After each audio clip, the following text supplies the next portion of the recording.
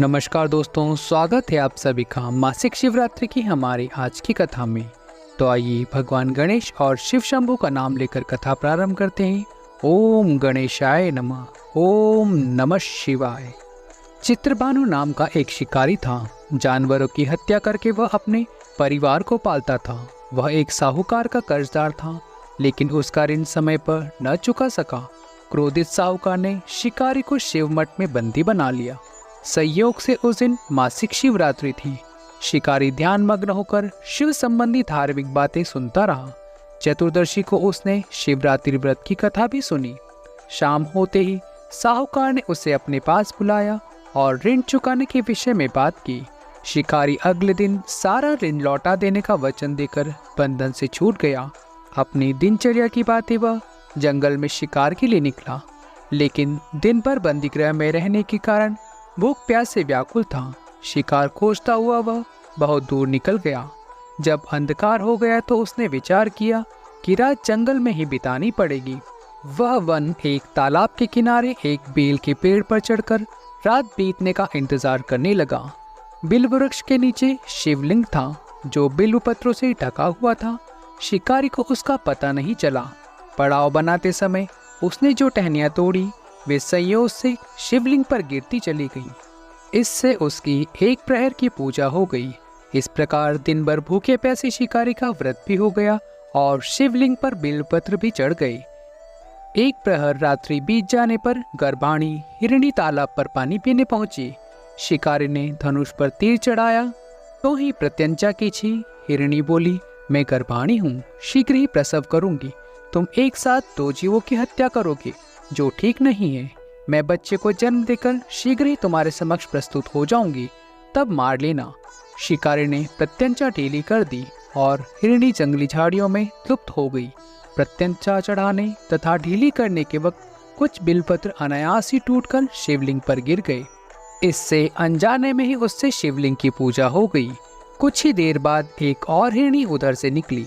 शिकारी की प्रसन्नता का ठिकाना न रहा। समीप आने पर उसने धनुष पर बाण चढ़ाया। तब उसे देख हिरणी ने विनम्रतापूर्वक निवेदन किया, हे शिकारी, मैं थोड़ी देर पहले ही ऋतु से निवृत्त हुई हूँ। कामातुर विहारिणी हूँ, अपने प्रिय की खोज में भटक रही हूँ।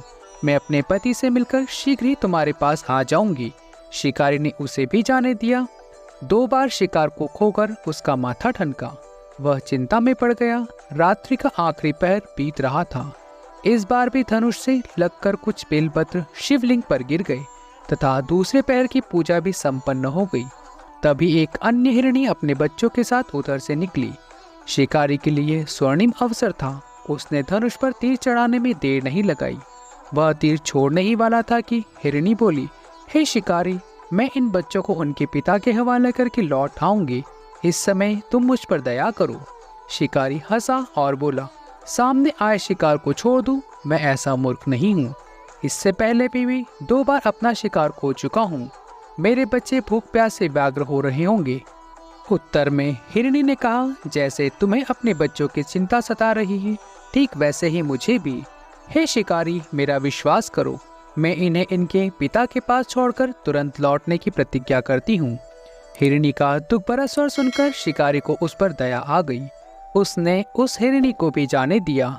शिकार के अभाव में तथा भूख प्यास से व्याकुल शिकारी अनजाने में ही बेल वृक्ष पर बैठा बेलपत्र तोड़ तोड़कर नीचे फेंकता जा रहा था। सूर्य उदय के समय उसने देखा कि एक हष्ट पुष्ट मृग उसी रास्ते पर आया। शिकारी ने सोच लिया कि इसका शिकार वह अवश्य करेगा। शिकारी की तनी प्रत्यंचा देखकर मृग विनीत स्वर में बोला, हे शिकारी, यदि तुमने मुझसे पूर्व आने वाली 3 मृगणियों तथा छोटे छोटे बच्चों को मार डाला है, तो मुझे भी मारने में विलंब न करो, ताकि मुझे उनके वियोग में एक क्षण भी दुख न सहना पड़े। मैं उन हिरणियों का पति हूँ। यदि तुमने उन्हें जीवन दान दिया है तो मुझे भी कुछ क्षण का जीवन देने की कृपा करो। मैं उनसे मिलकर तुम्हारे समक्ष उपस्थित हो जाऊंगा। मृग की बात सुनते ही शिकारी के सामने पूरी रात का घटनाक्रम घूम गया। उसने सारी कथा मृग को सुना दी। तब मृग ने कहा, मेरी 3 पत्नियां जिस प्रकार प्रतिज्ञाबद्ध होकर गई हैं, मेरी मृत्यु से अपने धर्म का पालन नहीं कर पाएंगी। अतः जैसे तुमने उन्हें विश्वास पात्र मानकर छोड़ दिया, वैसे ही मुझे भी जाने दो। मैं उन सब के साथ तुम्हारे सामने शीघ्र उपस्थित होता हूँ। शिकारी ने उसे भी जाने दिया। इस प्रकार प्रातःकाल हो गई। उपवास, रात्रि जागरण तथा शिवलिंग पर बेलपत्र चढ़ाने से अनजाने में ही शिवरात्रि की पूजा पूर्ण हो गई। पर अनजाने में की हुई पूजन का परिणाम उसे तत्काल मिला। शिकारी का हृदय निर्मल हो गया, उसमें भागवत भक्ति का वास हो गया। थोड़ी ही देर बाद वह मृग सपरिवार शिकारी के समक्ष उपस्थित हो गया ताकि वह उनका शिकार कर सके। किंतु जंगली पशुओं की ऐसी सत्यता, सात्विकता तथा सामूहिक प्रेम भाव देखकर शिकारी को बड़ी गलानी हुई। उसने मृग परिवार को जीवन दान दे दिया। देवलोक से समस्त देव समाज भी इस घटना को देख रहे थे। उसके ऐसा करने पर भगवान शंकर ने प्रसन्न होकर तत्काल उसे अपने दिव्य रूप का दर्शन करवाया तथा उसे सुख समृद्धि का वरदान देकर गुहा नाम प्रदान किया। यही वह गुहा था जिसके साथ भगवान श्री राम ने मित्रता की थी। मित्रों, यहाँ कथा संपूर्ण होती है। भगवान शिव शंभु भोलेनाथ आप सभी का कल्याण करें व मनोवांछित फल प्रदान करें। ओम नमः शिवाय। मित्रों, अगर आपने हमारे चैनल को सब्सक्राइब नहीं किया है तो सब्सक्राइब करके बेल आइकन को प्रेस करिए, जिससे आने वाले वीडियो की नोटिफिकेशन आपको तुरंत मिले। ओम नमः शिवाय। हर हर महादेव।